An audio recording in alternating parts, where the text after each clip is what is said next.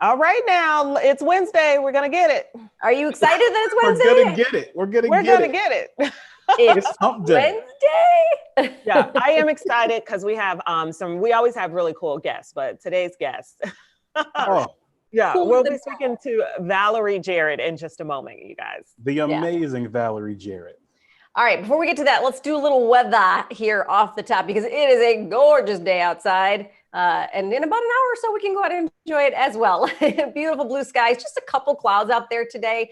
Really going to be a nice day overall. Temperatures are going to be a little bit warmer today. We're looking at a high of 87 degrees, so a little bit above average, but fairly dry out there today. That is going to change as we get closer to the weekend. Tomorrow, 90 degrees. We'll see some scattered clouds in the afternoon.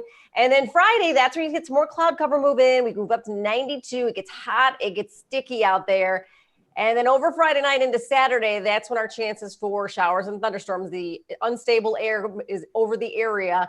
So we're going to see those showers and thunderstorms across the area throughout the day. It is also the summer solstice, so it'll also be the longest day of the year. That solstice is technically happening at 4:44. Sunday is Father's Day, so it's going to be a little bit of showers and thunderstorms, but that should mostly be in the morning. So if Dad's trying to get in a round of golf in, he might be able to do that in the afternoon. On Monday, we are going to start to see a little bit more showers and thunderstorms out there, but it's going to get a little bit better. They should be on and off. Tuesday, mostly sunny skies. It is going to be humid out there, but overall, it's going to be a nice warm day on Tuesday. Just want to pass along, LaSalle right now between Randolph and Washington is shut down due to protest activity. So make sure to seek an alternate route if you're going to be heading into the downtown area. That alert just came across. All right. So you're out there, though. Yeah, for sure. I want to bring in Deanna Gutierrez now for some latest breaking news updates. First one about some GOP police reform that's being announced. Deanna has the latest. Hey, Dee. Hey guys, good morning. Yeah, so Senate GOP unveils this new policing reform bill, right? So Senate Republicans marked up a new bill in Washington that'll discourage but not completely ban chokehold and no-knock warrants. So as we see here, that's pretty much the entirety of this bill, and it's called the Scott bill, headed up by Republican Senator Tim Scott. Instead of stopping these practices with a federal mandate, Republicans say they could stop federally funding departments that allow these tactics instead. The new policing proposal will be decided on next week, but it's still not sitting well with Democrats who want the use of these procedures banned altogether. Let's play here Senator Tim Scott. We believe that our policy positions are one that brings the communities of color into a position of stronger understanding and confidence in the institutions of authority. And we believe that it brings our law enforcement community to a place where they have the resources necessary to de-escalate some of these situations. So here we can see kind of both sides playing out. And as we said, we're going to stay on top of the story to see kind of what goes on in the coming days. But it's getting people talking, definitely. Well, you at least want to hear the dialogue. You want to know that some kind of action is being taken. There's been a lot of pressure on our politicians to do that. And it is, we're hoping that it will be more and that it will be swift. Yeah, I think the problem people are going to have with this is that a lot of this feels like it's not enough. It feels like tiny chinks at the at the problem, just little dents, but not exactly attacking the issue head on. So hopefully we see some more in the future. Yeah, absolutely. Let's talk about another breaking story here. Governor J.B. Pritzker says all flags will be lowered on June 19th or Juneteenth. Now, this is after state lawmakers called on him to do so. For those who may not know, June 19th marks the end of slavery in the United States. Now, Pritzker says he's committed to honoring the celebration of Juneteenth and paying respect to those who lost their lives. He also adds, while we celebrate the end of slavery, we also have to recognize the systemic racism we're living through. Now, this has even hit some big companies. For example, Target will now recognize Juneteenth as a company holiday, paying the employees who will work that day time and a half, and employees can also take that day off with full pay. Other companies that are doing the same, Adobe, Google, Fifth Third Bank, just to name a few. But as you guys can imagine, on the internet, on comments, on posts and things like that, there's been some backlash. Of course, some are saying that the flag means mourning and shouldn't we be celebrating Juneteenth? So again, people are having these dialogues of like the negative aspect of lowering the flag. What do you guys think? Well, I think it's just good to see Juneteenth acknowledged at all. I mean, let's give it up for Black people. It's been about time. And, seeing these companies, the NFL even, saying they're going to make Juneteenth a national holiday for their company is huge. Now, the big thing is to see if the schools do it and see if the kids get the day off, too. Hey, come on now. Hey, we get Casper Pulaski Day in Chicago. Why not Juneteenth, right? Can we get the day off on Juneteenth? I mean, that'd be good to see. We need to honor where we come from and, of course, where we're going. Deanna, thank you so much. Of course. Okay, guys, we're going to keep it moving because we have a very special guest coming up. Valerie Jared, we want to welcome her to the Jam TV show, welcome her back to the Jam TV show. We know her as President Obama's senior advisor, the longest serving senior advisor in the history of this country, but we also know her as Chicago's very own, a mother, a daughter, a grandmother. Yes, we're going to talk about it all. Valerie Jared, welcome to the show. I see she's still connecting, you guys. As she connects, I am reading her book. I'm on the 42nd page. So, I still got a little bit more ways to go, but we're getting there. Miss Valerie Jared. Hello there. Hi. How are you? You snuck up on me. How you doing, Felicia? I'm doing good. Thank you so much for joining us. We're always excited to have you. Thank you. Thank you. How's everybody else doing? You all well? We are hanging in there. You have a lovely home. I'm loving the arrangements there. Kitchen. It's where all good conversation happens, right? Yeah. Oh, well, we're not growing up. We were always in the kitchen, so I thought I'd welcome you all to my kitchen. I love it. Thank you. Thanks, Brandon. Let's talk about the most recent decision. What just happened with the LGBTQ community being protected by the federal government and federal law? This is something that was in the front lines of President Obama's term in office. Yes, he was from day one working to make our country fairer, more equitable, and obviously fighting on behalf of the LGBTQ community to make sure that they were treated fairly. And President Obama signed an executive order prohibiting federal contractors from discriminating against the LGBTQ community, but Congress failed to pass important legislation that would have done that for everybody. And so the Supreme Court, surprisingly, I have to tell you, 6-3, two conservative justices, Gorsuch and Chief Justice Roberts, both siding with the more progressive justices to say, no, you know what, employers can't do that. Everyone is protected under Title VII, including the LGBTQ community. So a huge win for civil rights, a huge win, not just for the community, but for everybody. And Valerie, one of the things I love about you is just how active you are in these issues that you've been working on throughout your life. You're still very active in them. And the LGBTQ community is one of those places where you're still very active. You participated in Stonewall Day. What's that been like for you with Pride? Oh my, well, first of all, that day last year was obviously the anniversary of President Obama declaring it a national monument. And I was there for the actual designation ceremony too. And I heard the stories of people who were there during the riots and talked about what it was like to be queer at a time when the police would come in and rather than serving and protect you, they were attacking them just for wanting to dance with one another in a club. And so to go back last year, the celebration was incredible. It was hot. It was a hot day in New York, and that didn't stop anyone. And so it feels so good to see not just the community, but also allies. And I consider myself a strong ally of the LGBTQ community saying, we stand together. And frankly, similarly to what we're seeing today, all across the country, where so many allies are supporting the African American community that's saying enough is enough. We should not have to raise our children and give them the talk that they have to behave differently than their white classmates. And so I think that arc of the moral universe is moving all too slowly, but certainly towards justice. Yeah, I was going to ask you, Valerie, now that the Supreme Court is actually making a statement with this, do you have hope that the civil rights issues and the George Floyd protests and everything that people have been marching for and asking for the last 2 weeks, if we go 2 years from now, are we going to be celebrating a victory for the civil rights of Black Americans? I surely hope that we will, but there are two things here, and I think we should keep them, keep talking about them, but they're separate but interrelated. One is, what is the government doing to protect the civil rights of all Americans? And so the Supreme Court is a part of our government, and it took a strong position yesterday on tolerance of discrimination against the LGBTQ community. We need our government at the federal, state, and local level to do the same thing to create a bond of trust between the African American community and police. Everybody should go home safe. People who are in the community should go home safe. Law enforcement should go home safe. And so I think that these demonstrations are putting an enormous amount of pressure, appropriately so, on our government officials to put protections in place. But the other issue is what's in people's hearts. And, you know, that takes a culture change. And so that's part of why I'm so heartened with these demonstrations, including people of all races, because it shows that people are there is empathy.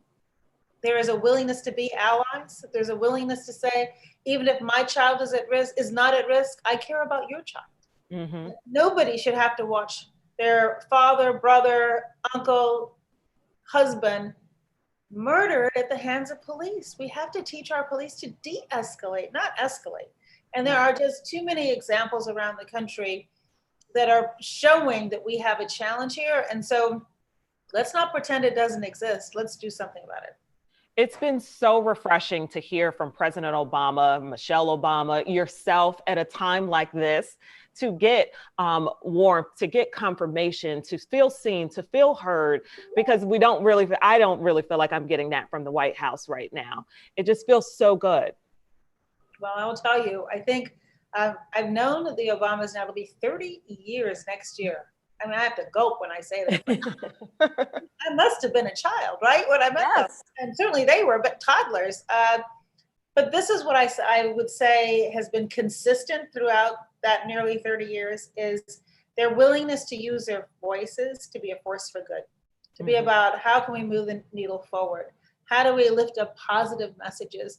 How do we inspire people to just want to be better? Yeah. And I know that that's what they're going to devote the next 30 plus years of their life to doing. And so I agree. I think to use commencements where we can celebrate young people, because my goodness, this younger generation, they are smarter, they're more informed, they're better connected than my generation certainly was. And they're certainly a lot more willing to shop their values, to only work in places that reflect those values. And so I think part of the changes that you are seeing now, which we should be encouraging, and I think both Obamas did through their commencement conversations, was how do we motivate people to appreciate the power of their voices and that they should be putting pressure on. And then when they do so, both their government and the business community better wake up and listen.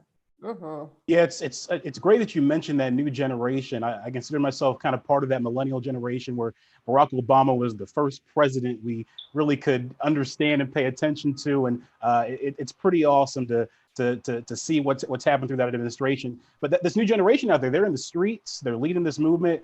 But I've also heard from people, they just seem disillusioned with the whole political process, or more so unhappy with the candidates that they have presented to them. And we got primaries coming up, big election coming up. So what do you say to them? Why is voting still a crucial part in addition to the protest? Yes, and it isn't either or, you have it just right. It has to be both and. So the protesting is really about putting pressure on people who are currently in office. But we also need to make sure that we are electing people that do reflect our values, that do embody the issues or care about the issues that we care about. And look, nobody's perfect. Those of you who have partners, are they perfect? No, they're not. Our families are not perfect. We're all human. But elections are about choosing between alternatives. And what I say to particularly to young people who feel disengaged from institutions in general and government, if you don't like it, fix it. If you don't like the people running for office, run for office yourself. Compare them to the alternative and say, are we better off with who's running or the person that we currently have? And I'm not talking about who's running for president alone. I think it's important who's a local mayor. We've seen through this pandemic mayors and governors, and it's almost like an excruciating civics lesson into how important those positions are. Who's your local prosecutor, determining whether or not to bring charges against people? So it's a kind of a wake-up call to say we have to both put pressure and we also have got to vote. And in this climate, it's going to be harder. You saw those lines in Georgia, Wisconsin, people choosing between their health and voting, standing in long, long lines, and we should change that. Everybody should vote by mail.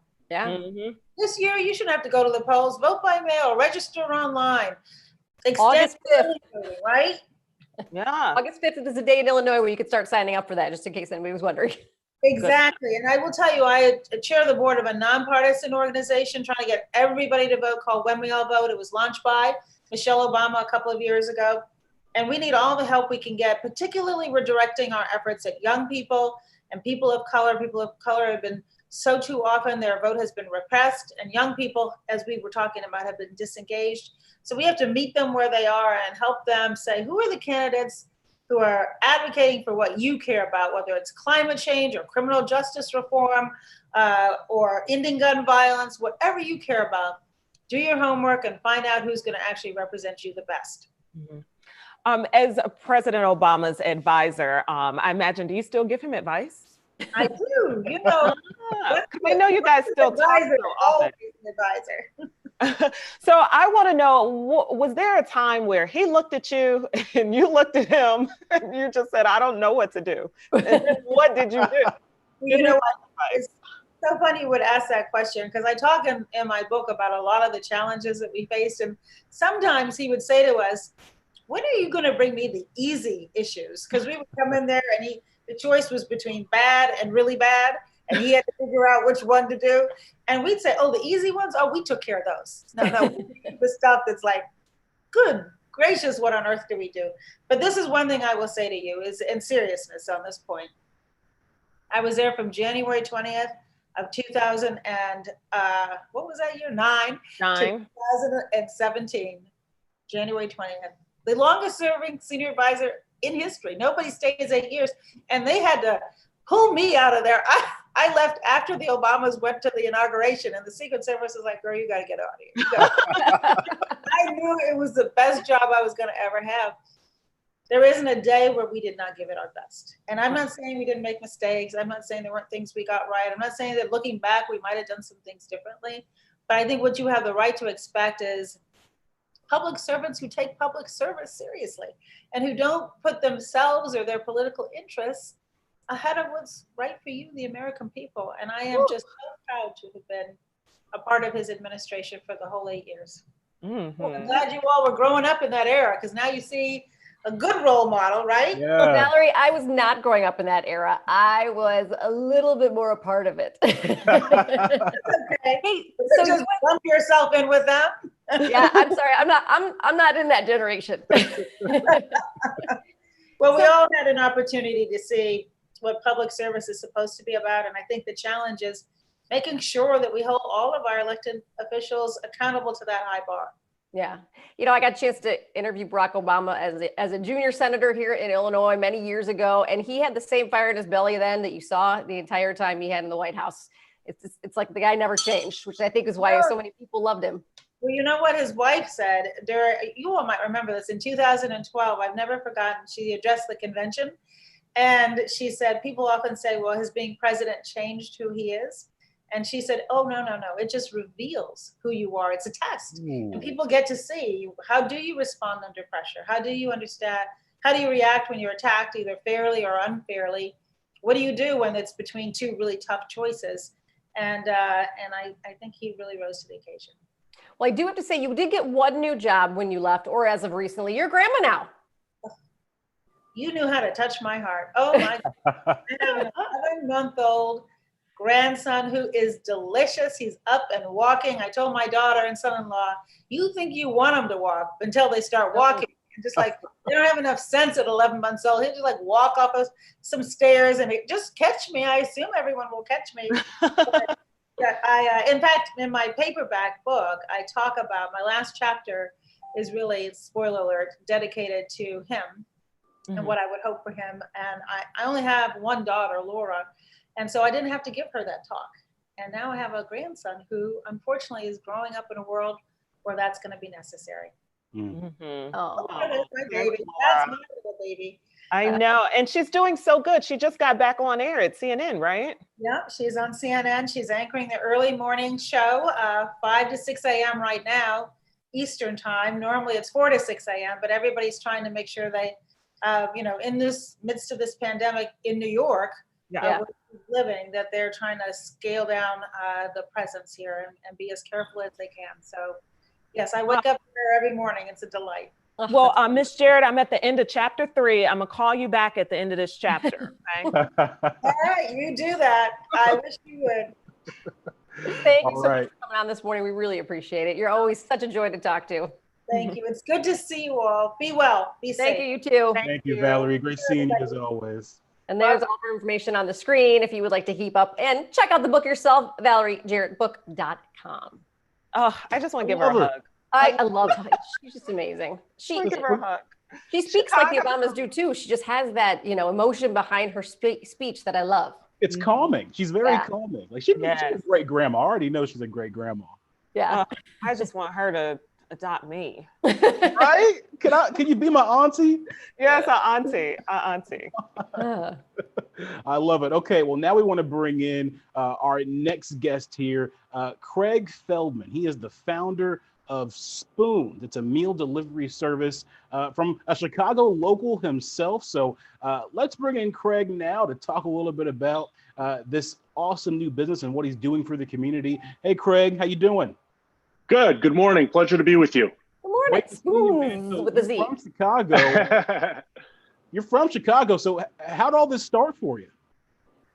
Well, it started initially. I have an extensive background with food going back to when I was 15, 16 years old. But it started in March when I've been in the business finance arena for 15 plus years. And when we all started experiencing the effects of COVID-19 and things started to slow down, my career in business financing short term was anything but promising. So I think it was important for all of us, not just myself, to take the time, slow down, and really figure out, our next step forward. And I took the time to tap into my creative juices and my entrepreneurial spirit. And with a conversation I had with my sister, I decided to not reinvent the wheel, so to speak, because I know there are other companies that deliver food to people, but I wanted to create something that had a lot of me in it, a lot of the food that I've grown to love through the years. And I wanted to deliver, most importantly, fully cooked and prepared food to people, because I think we were in a time, especially then, where people wanted to ensure that they were going to eat good and not have to worry about it and stay home. So we allowed, with precautions on our parts as well to keep everyone safe, we delivered fully cooked and prepared meals to people's homes. That's amazing. Because a lot of these meal services, the problem is the prep time, and I am not the person that has the time to do the prep time. So I appreciate the fully cookedness of it. Mm-hmm. Thank you. So how does it all work? I go on to your website, your app, I put in what I want, and then it shows up at the door? Correct. You can visit spoons.com, and we curate a selection of meals each week. So it's constantly changing, and we focus on bringing different worldly cuisines to your dining room. And you go on each week, you can subscribe, or you can do it on a 1 week basis. And you select the meals that you want us to deliver. And the following week, starting Monday, our 2 delivery days are Monday and Thursday, we deliver the meals to you ready to go. Have you been doing all of this from your house during quarantine? Well, we've fortunately advanced a little bit, but yes, we did website build out, logistics, packaging, and cooking, the whole 9 yards, starting in the house. But fortunately, we've come a long way since, because what we found out is that in addition to what we were all dealing with, the quarantine, and still are, there is a market of people that love good food. They have a passion for food. They appreciate wonderful ingredients, but they don't know how to cook, or they or they don't like a mess in the kitchen, or both. And that's where we come in. So that's the group of people we're reaching out to and we're servicing. You guys are doing meals, I think, from frontline workers as well, correct? We are, yes, proudly. Least we can do. We starting, I want to say the middle of or end of April, we started really reaching out to them. And we still to this day, we offer a huge discount, 20% off all our plans, and that's still going on. Cool. How'd you guys come up with the menu? Because I'm on your Instagram page right now. And I mean, Greek chicken pita, Chinese honey prawns, salmon and spinach salad. Like, it's so diverse. It's so many different genres, so many different types of cuisine, and just delicious. Thank you. Well, I never wanted to, or still don't want to claim to be the healthiest option. I mean, there are other meal services out there that focus and hone in on, the keto diet or plant-based foods, which is all great. Our thing is using incredible ingredients, quality ingredients that we shop out, where we can, and delivering a delicious meal. We want to bring homemade cooking to your kitchen. We deliver very healthy portions. People compliment us all the time about that. Often becoming 2 servings rather than 1. But we're bringing incredible chicken parmesan. We're bringing incredible Mediterranean food and halibut. But we want to focus and keep our focus on delicious meals and not necessarily. So, that can consist of, like I said, worldly cuisine. We're going to bring in Asian elements. We're going to bring in Mediterranean and Greek elements, obviously, this week. We're going to be all over the board and keep a smile on your face. It's not that you don't want to eat that stuff. It's that you want good portion size. It's always better if it's homemade, because we like to eat fancy like that, but which leaves us eating out a lot. Sure. Saving you money too. Like, it's so many boxes that it's checking. And we're realizing now, we're a young company, obviously, so we're learning as we go. But it's been, all of it's just been incredible, and and even an honor to be talking to you guys this morning. It's just the word's getting out. It proves that I'm doing it in the right place. I have a huge, very deep love for this city. I've been here 11 years, and there isn't a city in the world I'd rather live. So it makes me really happy that I'm able to do this here, grow a cool company here, and service people here in Chicago with great food. Because I've always felt food, I connect with food, but more importantly, food connects people.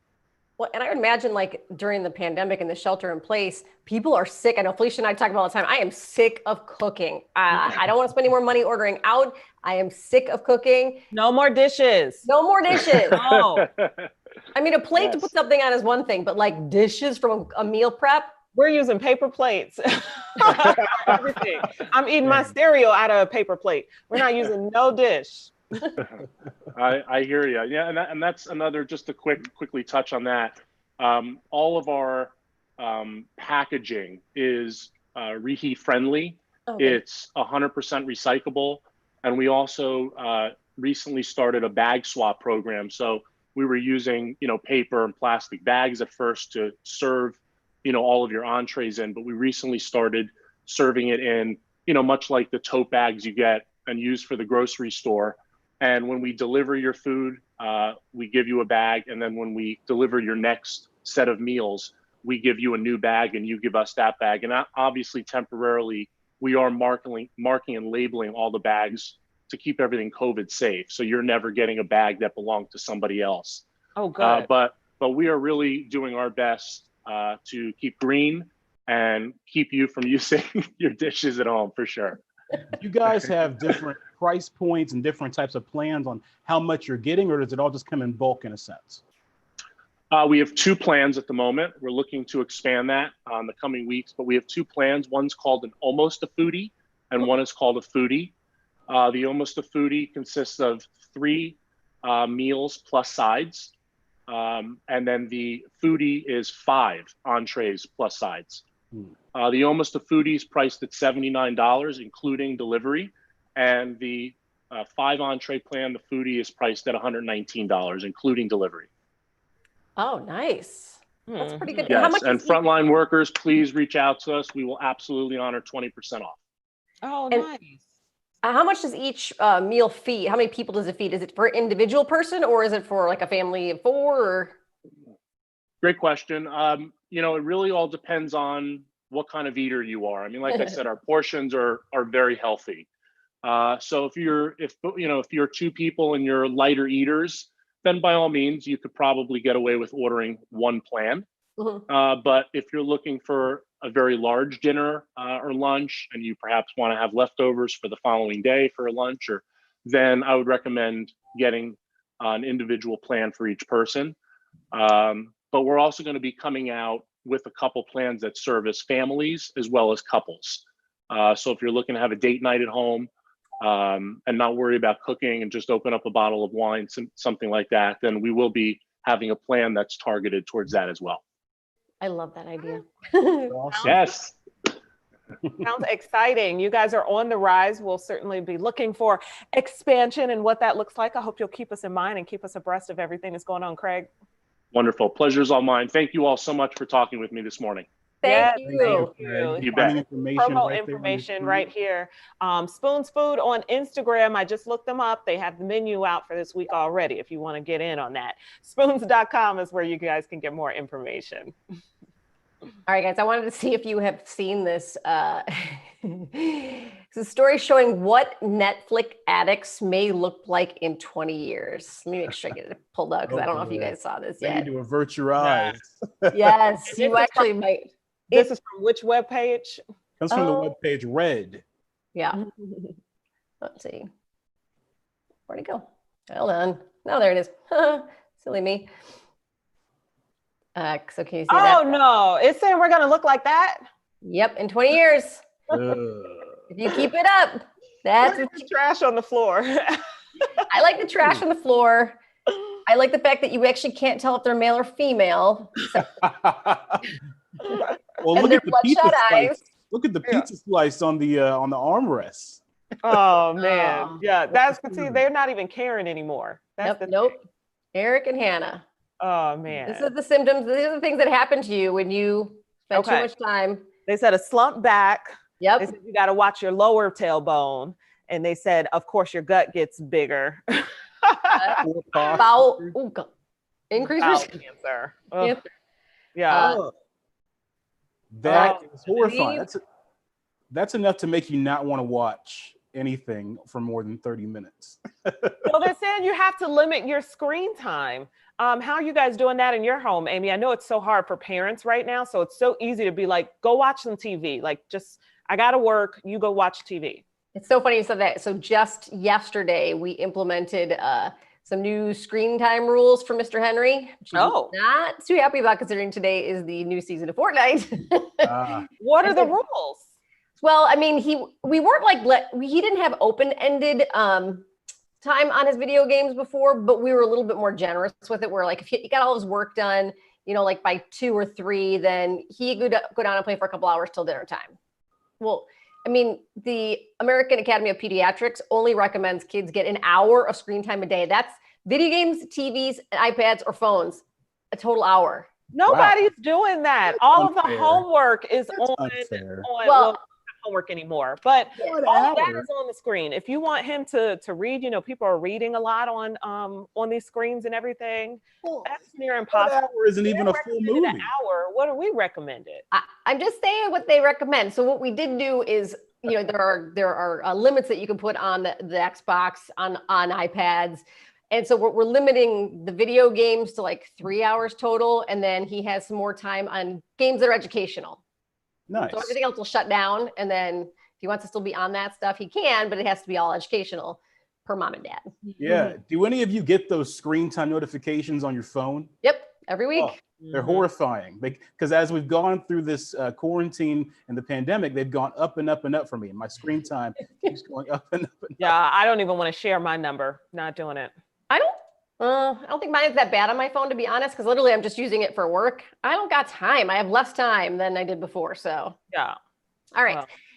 Let's change gears a little bit and welcome our next guest, Natasha Mohammad from Sean Michelle. We're going to talk a little bit more, and we've been talking about this all week, about supporting Black-owned businesses. And Sean Michelle, been around the neighborhood in Bronzeville for some time. Thank you so much for joining us. Thank you for having us. Can you see us? We can, and we can hear you guys. It's so great to see you both. Wait, it looks like we might need to wipe the screen off just a little bit. The where the camera is, wipe it a little bit. Hold on. My eyes. Yeah. Oh, that helped right there. Did that help? Yeah. Right. And I think you just have on shiny shirts. Okay. We have on our Sean Michelle's t-shirts. That's what we have on. How long have you guys been in Bronzeville? We've been there a little over a year. February made 1 year exactly. Okay. So let's talk about supporting Black-owned businesses. It's more important now than ever. And as business owners, I imagine that you yourself are also helping to support other Black business owners. Oh, definitely. It's just the infrastructure of our community, and the whole basis of it is just to be a good service to the community. So we're one big family. We all support each other, and we all just striving to, just give a good representation of just what we're trying to go in our community, which is just to offer great services to our community. Yeah, I think one of the good parts about Black-owned businesses and focusing on them is that Black-owned businesses give so much back to the communities that they're in, and you guys do that as well. One thing you do that's big is employing local high school students in the area. That's right. Why was that important to you? Well, ultimately, they are future leaders. And so we just want to make sure that we're like coaches with our youth to try and bring out what's already in them. And so oftentimes we just remind them that they're the ones that's really creating the magic at Sean Michelle's. And see, once we can get them and inspire them just to believe in themselves and to embrace the bigger vision, it's just remarkable what these young people have been able to do at Sean Michelle's. And so it's been a phenomenal experience with us coaching them, and we just love it. But also just knowing that the high schools are in the community and we're so close to those high schools.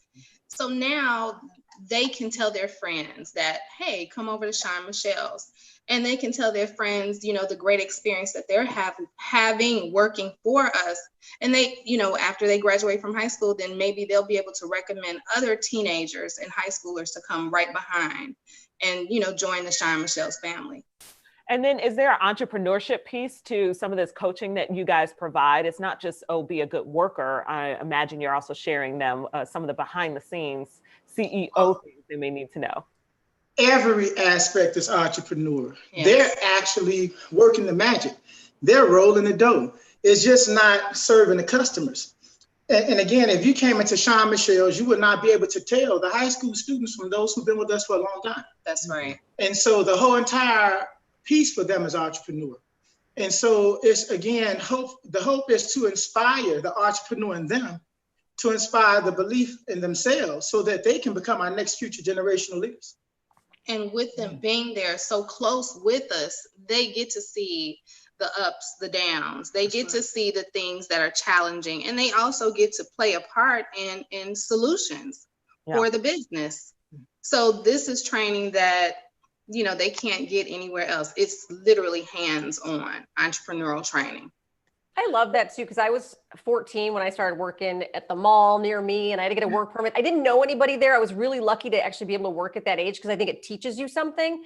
But it would have been really nice to not only be working, but to be learning from people who care instead of just like a company. Do you know what I mean?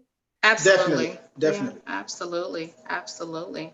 So what's the status of your business? Were you guys impacted with all the protesting or the riots that were going on? How are you all in your phases of reopening? Are you 100% open yet? Fill us in. We never closed. Yeah, we never closed. We never closed. Again, I guess every time I say something, I'm just mentioning just how blessed we are. Even during the time that we went through, the community went through what it went through a week or so ago, we just were really fortunate that Sean Michelle's was not impacted by that. Mm-hmm. Of course, with the whole COVID-19 piece, everybody has been impacted somehow or another. And just through it all, we've received an overwhelming amount of love from our patrons and the community. And we just want to just give it back. we actually planning just a day of just Sean Michelle's. We have a thing called Everybody Loves Vanilla. And we want everyone to taste vanilla. So we're just going to give vanilla back to Chicago. A free scoop of vanilla. So we're planning that there. And we're going to actually be continuing that throughout the summertime. And so, again, we're just very thankful. We've been embraced, and we've received a lot of love, and we're very thankful for it. The other thing, the other aspect with the COVID, you know, I think everybody was looking for some normalcy. So with us being open, we were able to give people a sense of normalcy, like, hey, I can still go to Sean Michelle's and get some ice cream. And one of the things that my brilliant husband came up with is our weekends, to show our customers just how much we appreciate them, is our buy one, get one free. So every Friday, every Saturday, every Sunday, whatever size ice cream, whatever flavor. So if you get a vanilla, a tease, then guess what? You get another tease of vanilla absolutely free. What so time? What time I gotta come? That's from all day, open to all close. day, open to close. But we just Friday, like to Saturday, say, Sunday. Get there early because the lines have been early. extremely long. Get there early. And so we're working on some solutions right now to even be able to serve even better, given the fact that we've been blessed with very long lines. And so this is just a way of us giving back to those who support us. We just want to reinvest in those who have spent their nickels and their hard-earned dimes with us.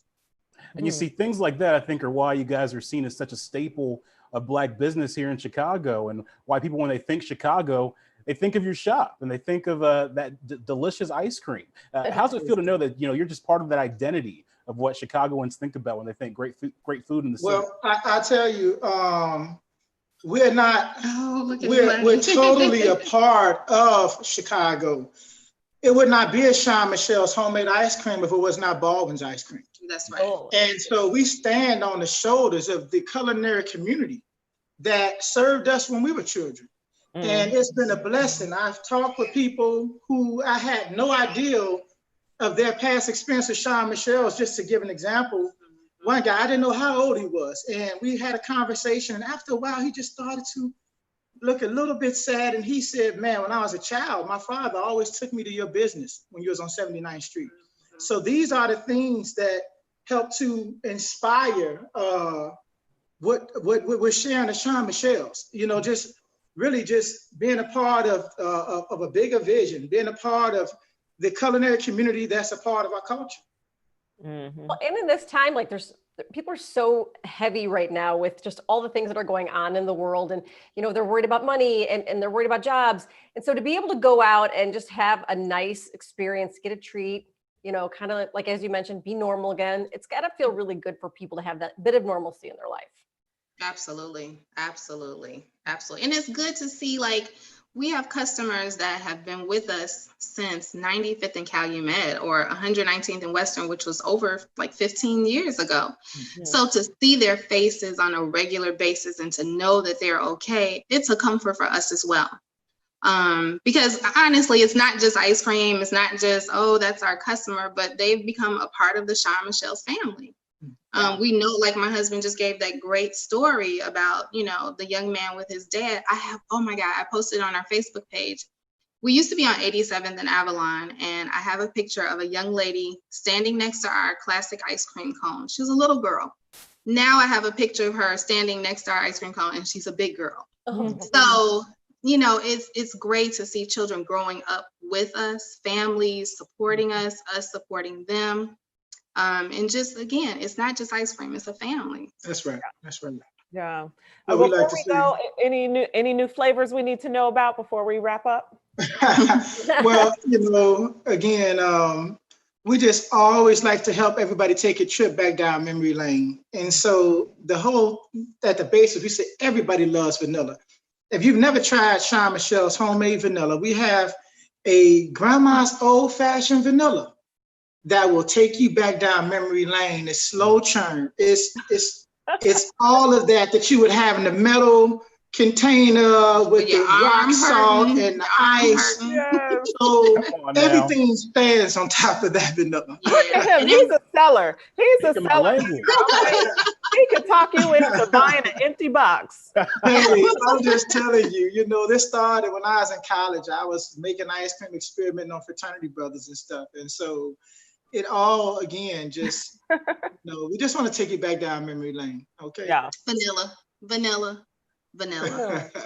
Everything else is gravy from that point. Once you taste that vanilla, so like if you had an aunt or grandma, somebody who really made homemade ice cream, anybody that swears that they have homemade ice cream, you taste their vanilla.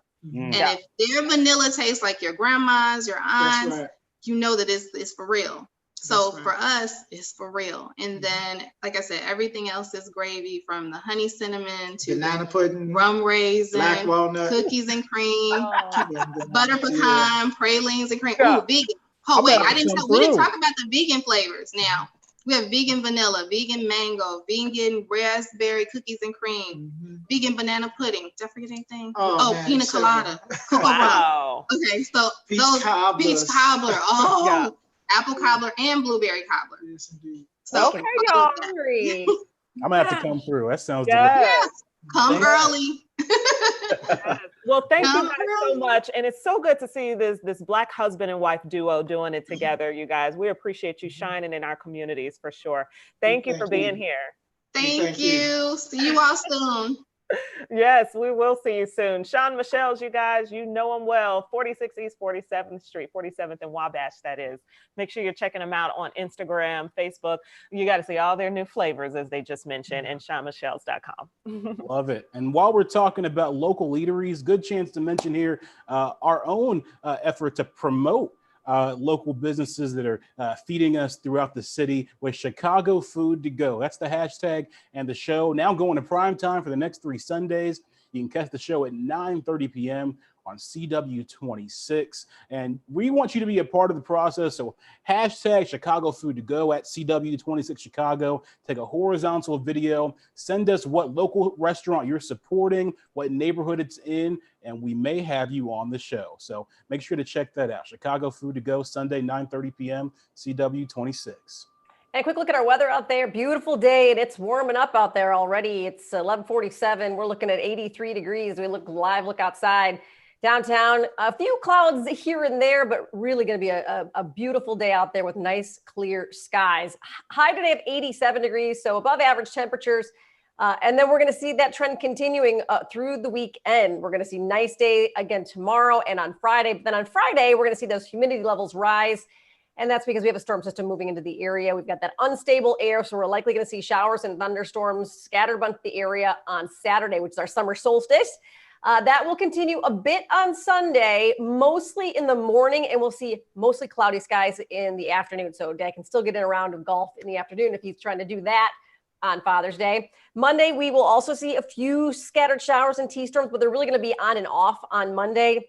Tuesday, the system moves out. We still have some humid air left in the region, but it's going to be mostly sunny out with a high of 84.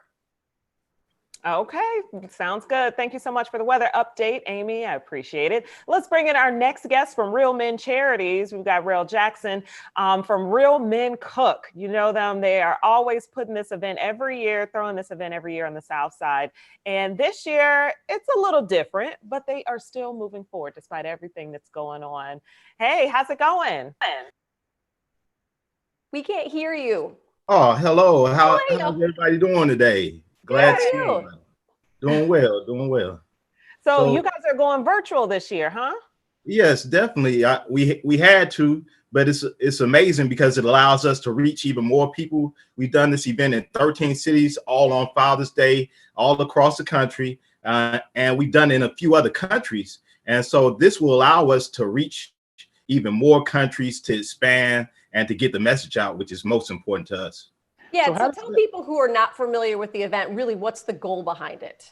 Okay, so Real Men Cook was started 30 years ago. In 1990 was the first Real Men Cook to provide positive images of specifically African-American men, but men in general in relationship to their families and communities, because often we never saw men in those roles as fathers. We know that men go to work every day, that they take care of their kids, but sometimes when we see our men in the media, it doesn't necessarily come across. It's usually when it's something tragic happening. And so we decided that on Father's Day, that every year these positive images would go out to the world.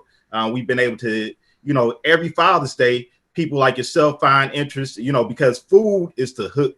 But food is just a sample of the love that men have for their families, because when men cook, families come together. And I've heard this echoed from Chef Jeff Henderson to any man that cooks. Families come together, barbecues, Memorial Day. And so it's very important in these times that we bring our families and communities together. Yeah, it really is an act of love to be, sitting over a hot grill and often for hours getting food together. Brandon, you don't know anything about that. I'll be grilling. I'll be up there on the grill. I don't believe it. Every man got a dish that they got going on. Every man got at least one dish in his arsenal. Right. Put on the Anita Baker and get to grilling. That's what I do. Okay, I got the dance down and everything when I do it. So, yeah, and the thing about this is, like, it's really important, probably now more than ever, when we talk about how Black men are being perceived, not just through the media, but overall by people, when we're having great conversations about, us understanding each other. And so this positive, look at Black men is really coming at a good time. Oh, well, we've been doing it for 30 years. So I call it positive Black propaganda. And so we need that propaganda all across we need to all be at the forefront of that propaganda, because we go on social media. We always see what's bad going on, what this celebrity did, what that celebrity did, but we don't hear about the positive things that are occurring in the community. One thing about Real Men Cook, as we transformed with our nonprofit Real Men Charities, we got a brick and mortar building in South Shore. And so during the COVID process, we are using that as a food distribution center with our partner, the Greater Chicago Food Depository. So we give about 1,000 families food every Friday in South Shore. So I'm curious to know how the virtual event is going to work, because usually we all gather at usually at Hell's Franciscan, right? Yes, we've been all over the 30 years. We've been all over Chicago, so people know us from the South Shore Cultural Center to the Museum of Science and Industry to the different parts, the YMCA. So the virtual hosting is going to take place. Ed Gordon is going to be the host. So all day we're going to have different chefs come on and share their stories about cooking, about fatherhood, about family, about mentorship. This past Monday, we had an awesome panel with 6 of the best chefs in the world. And it was funny because it was one man that mentored all these guys. His name was Chef Robert Gatsby. And Robert Gatsby was like a premier, one of those people that cooked foie gras and everything else, that was exposing young Black chefs to that upper echelon of cooking. And this one guy mentored Chef Jeff Henderson, who was real popular. We had 3 guys. They all have had cooking shows on the Food Network.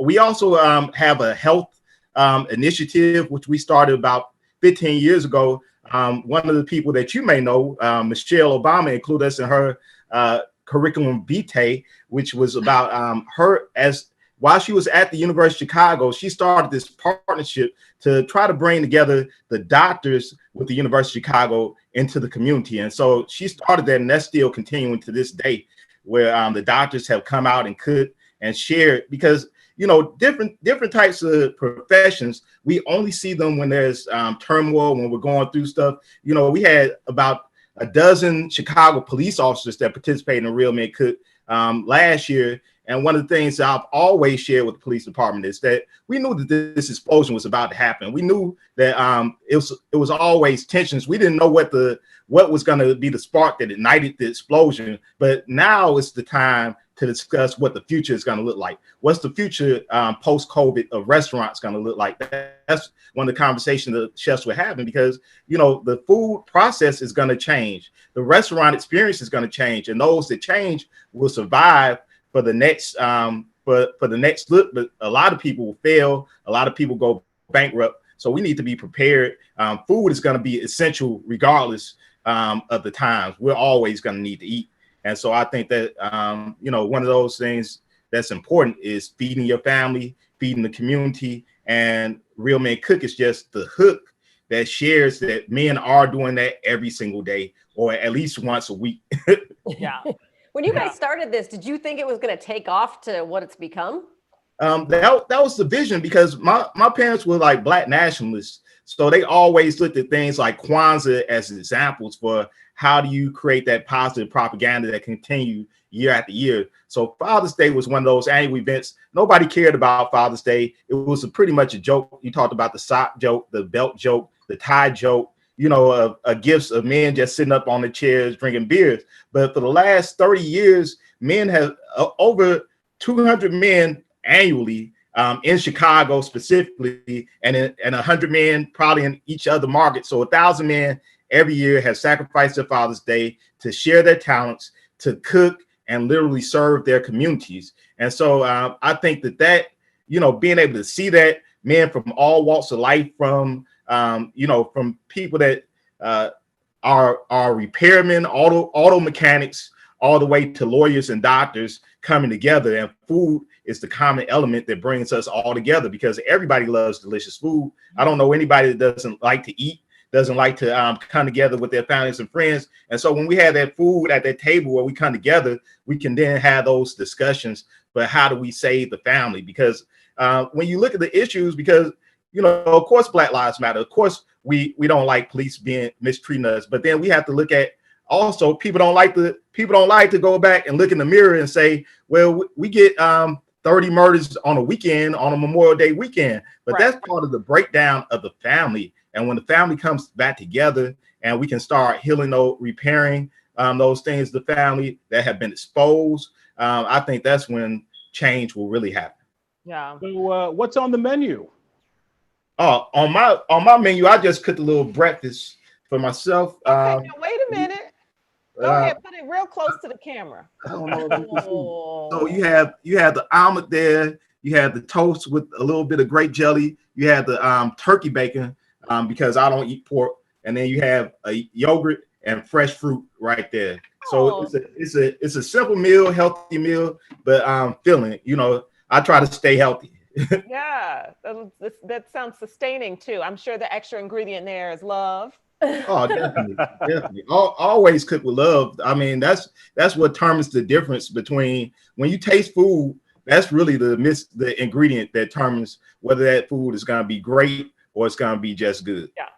What is it about grilling though that really just gets men fired up? Because my husband is not a cook, but he's out there. We got a grill, we got a smoker. He has grilling shoes. He has a grilling hat. He has the whole thing. You gotta have the whole outfit. I'm not allowed in the kitchen when it's time to season the meat or anything like that. I mean, I just think it's a tradition that goes back to being out there with dad or watching your uncles out there drinking beers. It's sort of like an area that you can't go into as a young kid. They always, they tell you go back in the house, the food ready, chill out. So that fire, there's something about fire that men have always liked since the beginning of time. So when you have that fire and the smells and everything else, it just gives you a certain type of peace of familiarity. You guys, I call him watching Rachel Ray looking up a dry rub seasoning. He is not a cook. He's not an expert. Right. It turned out good. He's getting his tips. Oh, definitely. That dry rub's key. Thank you. I got to say thank you so much. Doing something positive in the community. We need it right now more than ever. And we need to see particularly our Black men doing something positive in the community. We thank you for that. Oh, thank you, Felicia. I love seeing you out in the community too, because you are involved, you are active, you are connected, and you too, Brian. I really appreciate it, Amy. Thank you, everybody. Check us out. It's something new and it's something old. It's a tradition. Yes. We've had grandfathers cooking out there with their grandkids, so this tradition has been carried on as a Father's Day experience. I'm gonna send my husband so he can learn something. Yeah. Thank you so much for joining us. We really appreciate it. Real Men Cook virtual Father's Day celebration, of course, this Sunday, June 21st. It'll be from 3 to 6 p.m. You can get more information at realmencookcharitiesinc.org. Mm-hmm. Really good, really positive, really cool to see. Yeah, absolutely. You guys, we're going to wrap up this 11 a.m. show, but we have so much coming up at 2 p.m. So you have to join us back here at 2 p.m. for the rest of the jam. Yeah, we got Curtis Cook coming up from Showtime's The Chi, going into a new season. So he's going to give us some details on that new season and what's to come for his character, Duda. We're going to be joining again with Aunt Verge. We talked to her before. She's in her mid-90s, and she has quite the opinion on everything going on in the world. So we want to hear what she has to say. Okay, we'll see you guys at 2 p.m.